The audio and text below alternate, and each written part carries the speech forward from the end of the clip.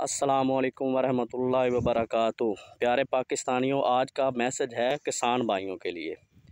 اب آپ ویڈیو میں دیکھ رہے ہوں گے، جہاں تک کیمرے کا ریزولیشن ہے وہاں تک آپ کو آلو ہی آلو نظر آئیں گے۔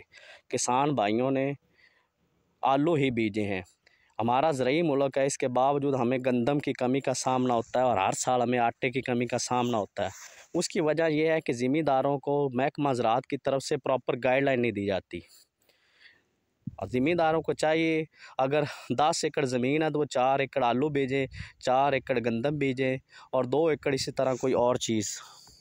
ہمارا ملک زرعی ہے اور ہمیں دالیں اور اس طرح کی کنولا آئل اور اس طرح بہت ساری فصلیں ہمیں باہر سے اجناس کو منگوانا پڑتا ہے۔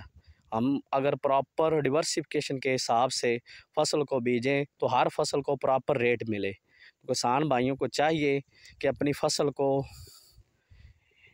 محکمہ زراعت سے گائیڈ لائن لینے کے بعد فصل کو بیجیں، تاکہ ان کو پراپر نفع ملے اور ہمارا ملک ترقی کرے۔ السلام علیکم، اللہ حافظ۔